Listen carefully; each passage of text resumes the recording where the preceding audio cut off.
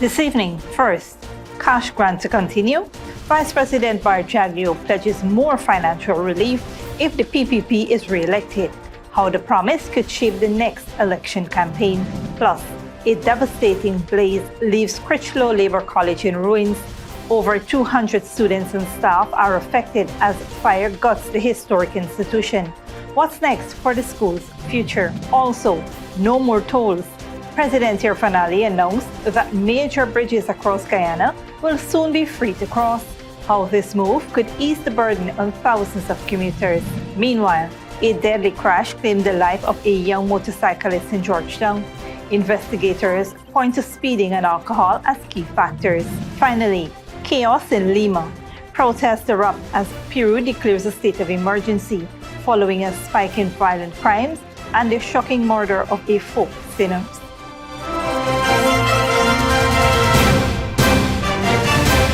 Welcome to this broadcast of Channel 2's Headline News Update for March 24th, 2025. I am Bibi Bacchus. Thank you for joining us. First up, General Secretary of the People's Progressive Party and Vice President Dr. Bharrat Jagdeo has promised that future cash grants will continue if the party secures another term in office.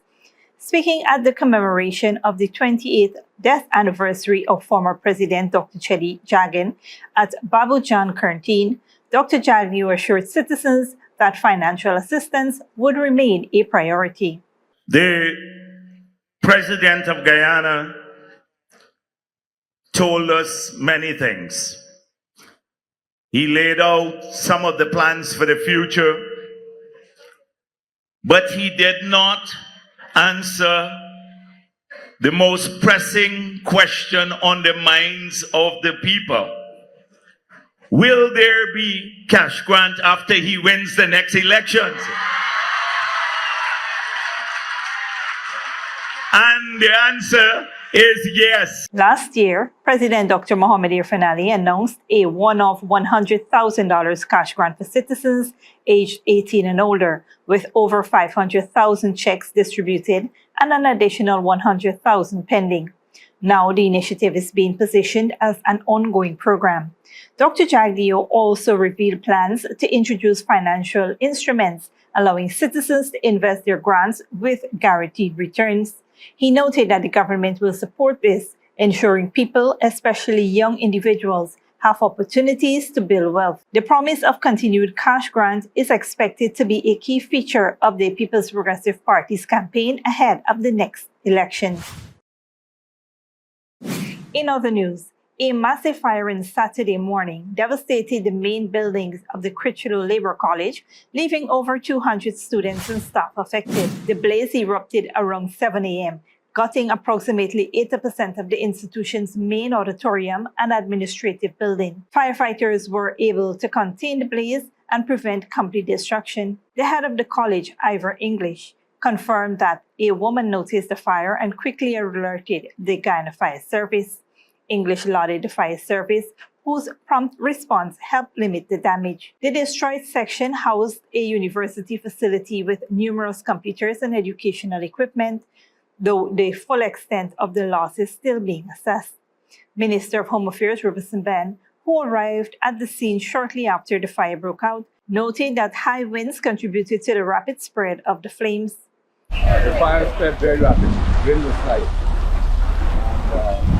Step 2, by the time they got everything involved online, it was engulfed. 80% of the main auditorium building and admin building has been destroyed. Minister Ben and President Dr. Mohamed Irfaan Ali has expressed their support.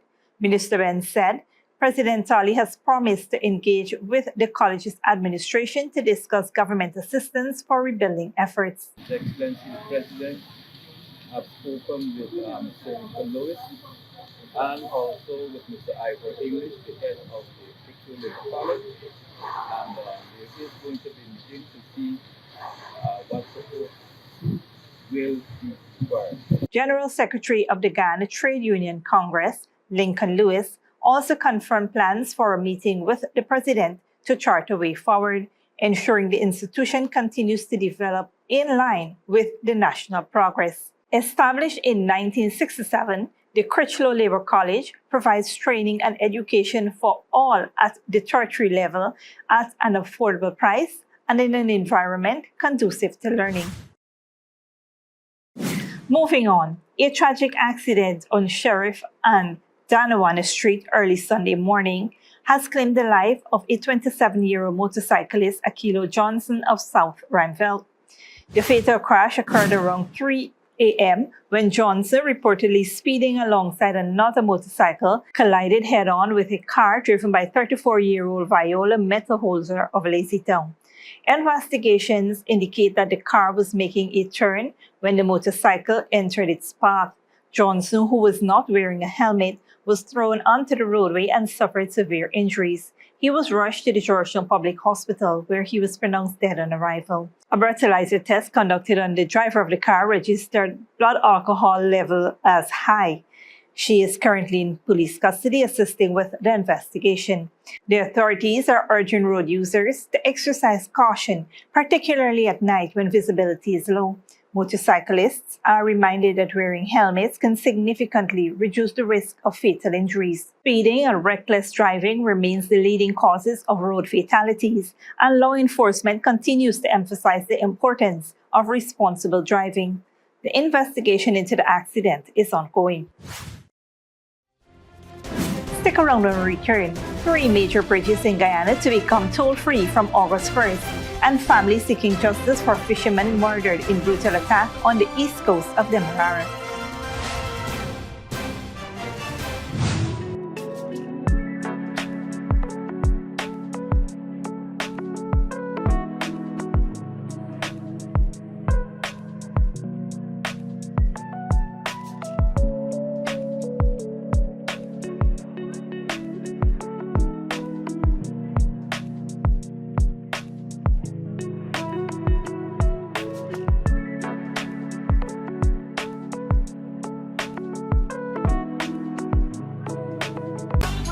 Sneakily with a gift of sight from modern optical services. Let our professional team examine and prescribe what's best for your eyes. Common smiles make fashionable faces. See us for a full line of optical services, including brand name and prescription eyewear.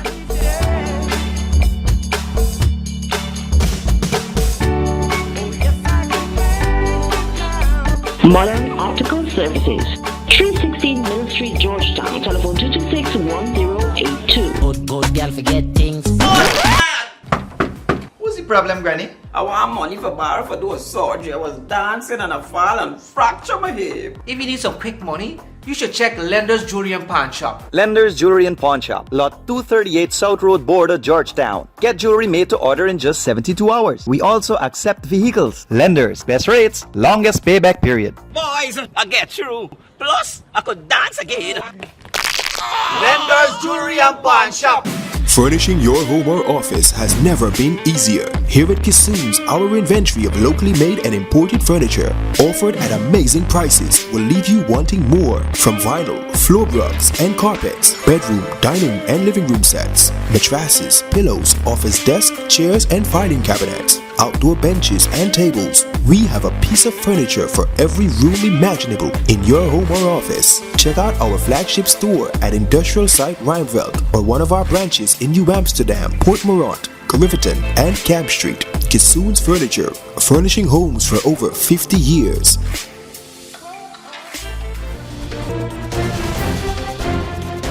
Welcome back. President Dr. Mohamed Irfaan Ali has announced that effective August 1st, commuters will no longer be required to pay tolls to cross the Demerara Harbour Bridge, the Berbice River Bridge, and the Wismar Bridge in Region 10.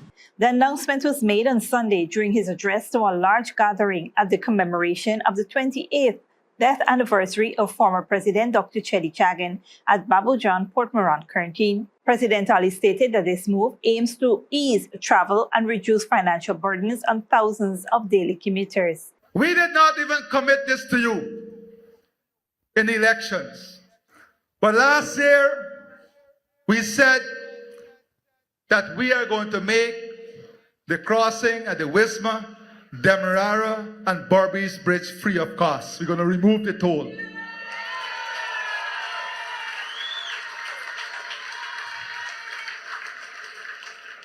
I want to say to you today, as we celebrate the remarkable legacy of Dr. Jagan, that with effect from August the 1st, the crossing at Demerara, Berbice, and Wisma is free of cost.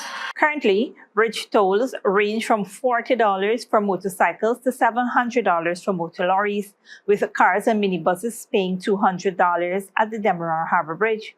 Berbice River Bridge crossing costs around $1,900 for cars and minibuses. The president had previously promised toll-free crossings on major bridges, including the soon-to-be-completed US $260 million new Demerara River Bridge, which will enhance connectivity between Regions 3 and Region 4. Additionally, a new bridge connecting Wisma to Mackenzie in Region 10 is under construction. When completed, commuters will also enjoy free travel across this stretch. President Ali highlighted that this initiative is part of the government's effort to reduce transportation costs, alleviate traffic congestion, and improve regional connectivity. On a different note, a grieving family is calling for justice for what they say is the untimely death of their loved one. The tragic incident unfolded on Saturday afternoon when 30-year-old fisherman Harmanan Singh was fatally attacked and murdered by a known individual at Dundee Canal Bridge, East Coast, Demerara. Singh's 30-year-old wife, Violet Burnett, was notified of the shocking incident after receiving a call around 5 p.m. just hours after he had left their home. He left home. I said, I go buy one can so damn and come back. He never been drunk or not per se drunk, guys. Tell me now, in a spend a damn, you come home back fast. Take out the food, you come back. Rushing to the scene, Bennett was informed that Singh was approached by 25-year-old Adesh Lachman, who asked for a cigarette before launching a violent attack. Without warning, Lachman struck Singh with a chopper, delivering a fatal blow to the back of his neck. I want to tell me that the boy asked for a cigarette and he gave the boy the cigarette and the boy pull out the chopper and chop him. Just not, no problem, nothing. Singh was immediately transported to the Maikoni Public Hospital but was pronounced dead on arrival. Authorities apprehended Lachman and he is currently in custody. Singh leaves behind his wife, 4 children and a grieving family, all determined to seek justice for his untimely death. Moving on, women along the Essequibo coast now have greater access to breast cancer screening following the commissioning of a modern $43 million mammogram machine at Saudi Hospital. During the commissioning ceremony on Friday, Minister of Health Dr. Frank Anthony highlighted the importance of the new machine in providing early detection and reducing the need for women to travel to Georgetown for screenings, thus promoting early detection and reducing breast cancer mortality rates. Prior to this, the Georgetown Public Hospital was the only public health facility offering mammography service. Saudi's new machine follows the recent installation of a similar one at Linden Hospital Complex, with further installations planned for New Amsterdam and Letem hospitals in the coming months. Dr. Anthony encouraged women aged 40 to 65 to utilize the new service, stressing the importance of regular screenings for early detection. This initiative is part of a broader plan to improve cancer care and facilitate timely diagnosis and treatment for women across the country. Don't go away after the break. Peru declares state of emergency amid rising violent crime, and U.S. resumes deportation flights to Venezuela after agreement.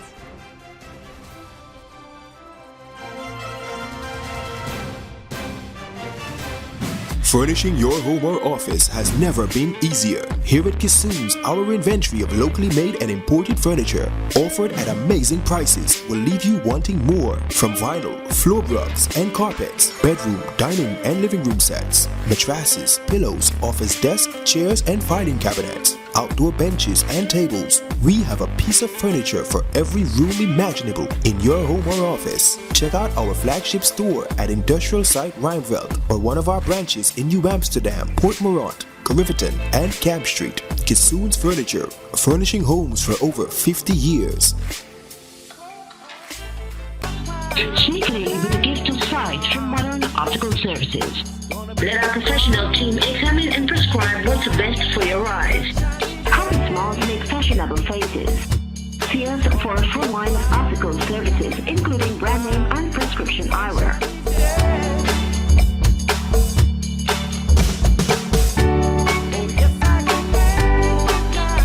Modern Optical Services. 316 Mill Street, Georgetown. Telephone 226-1082. Good girl forget things.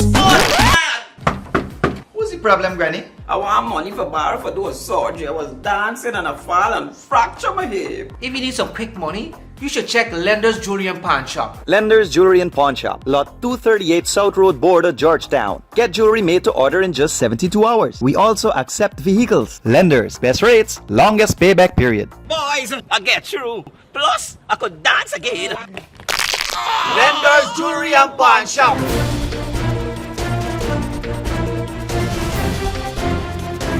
Welcome back. Now we take a look at what's happening in the region and around the world.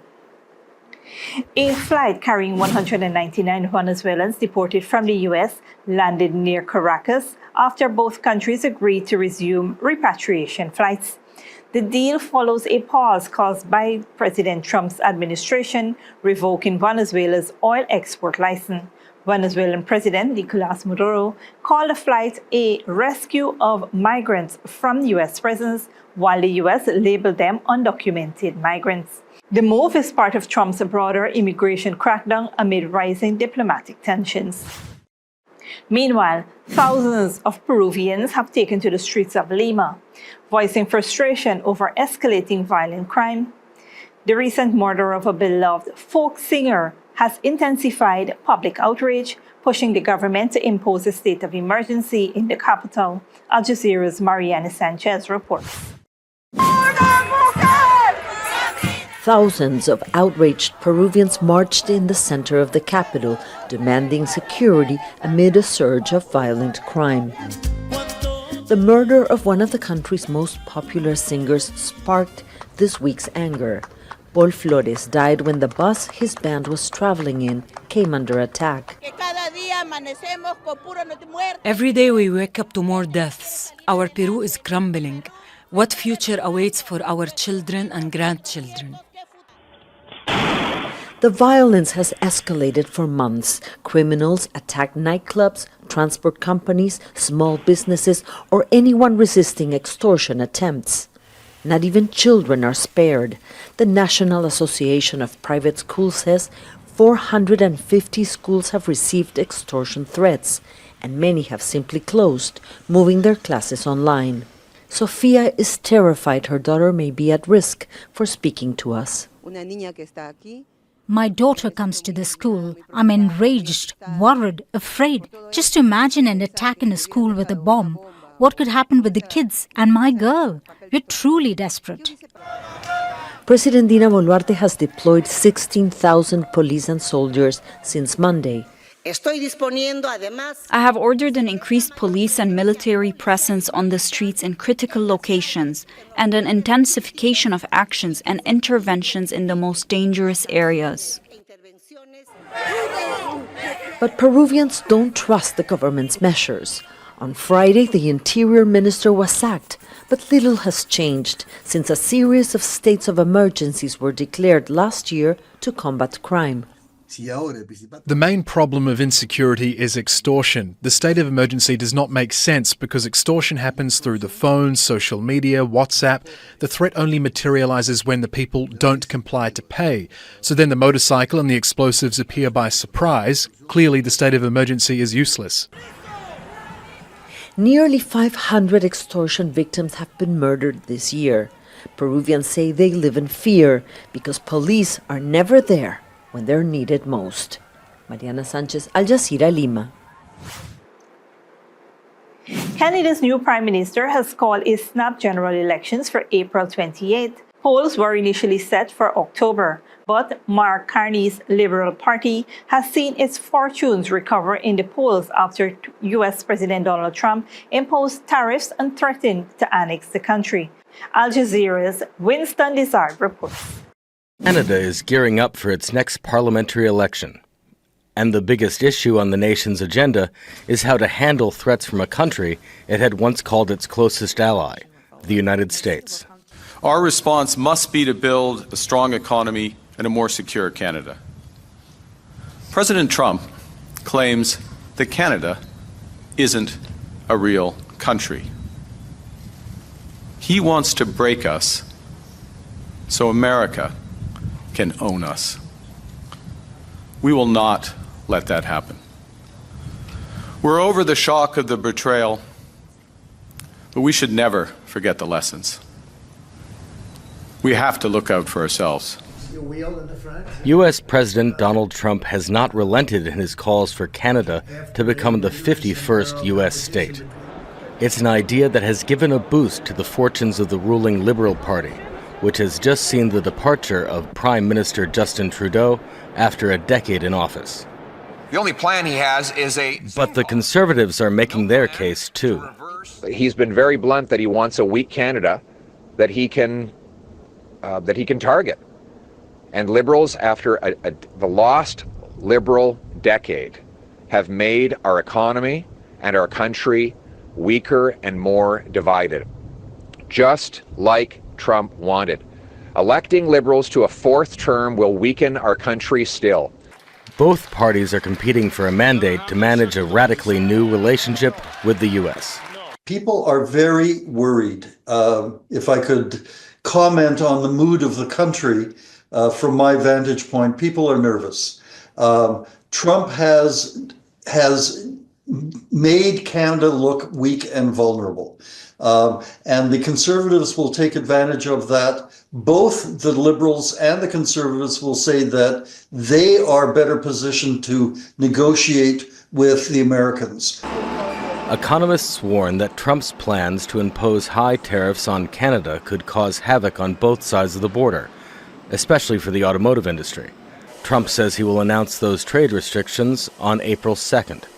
Whatever those turn out to be, Canadians will head to the polls with Trump on their mind. Wilson Dysard, Al Jazeera. Finally, Rwanda is facing accusations of exploiting the conflict in the Democratic Republic of Congo to benefit its mining sector. Critics, including UN and the EU, claim Rwanda-backed M23 rebels are smuggling minerals like coltan and gold into Rwanda. Al Jazeera's Zain Bashrafi reports. This is where politics gets left at the door. Rwandan men and women make their way to the mouth of a tunnel system so vast, so deep, they have to pump air into it so they can keep breathing, keep digging, keep searching for highly prized minerals. It is difficult and dangerous work, but they know the riches buried under Kigali's hill country have the potential to lift the entire country up. And every new vein sparks a fresh wave of excitement. We are keep developing this line because we are expecting to get other and even bigger than this as we keep going down. Mining hasn't changed much in Rwanda in the last 100 years, but geologists say it needs to. This is one of the largest tin mining operations in the country and one of the largest mines overall. But despite the fact that it is so expansive, it represents only a fraction of the potential for mineral mining in the country. Modernizing mines could double or triple yield. Convincing investors it is worth the cost is one of the biggest challenges. Mining has been done for many years, locally in a more artisanal way for many years, and now we are starting to modernize the process, the operations. But there is still a mindset problem. Rwanda is already a leading global producer of the 3 Ts, tin, tantalum, and tungsten. Significant deposits of rare earth elements and other valuable minerals have the potential for economic growth that could be transformative. The reason it's essential to mechanize is you need to do proper exploration, you need to do proper mine planning so that you can optimize your mining production. Rwanda's government says accusing it of exploiting the DRC's resources is a strategy to undermine its strategic interests amid a scramble for resources by regional and Western actors. Rwanda wants to become a hub for the industry, but this remains ambitious. Small-scale mining still accounts for 80% of mineral production, and attracting investors is a challenge when there is a war next door. Zain Basravi, Al Jazeera, Kigali, Rwanda. The This brings us to the end of our regional and global news coverage. Up next is the 3-day forecast.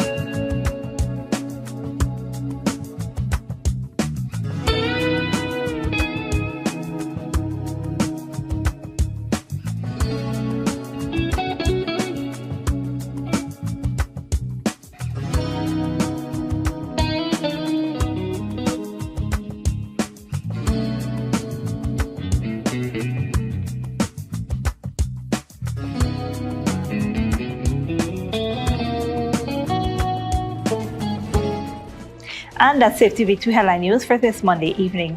As we take our leave, we invite you to follow us on Facebook and YouTube. You can tune in tomorrow at 6:30 a.m. for a rebroadcast and at 7 p.m. for more news. Until then, please take care of yourself and each other.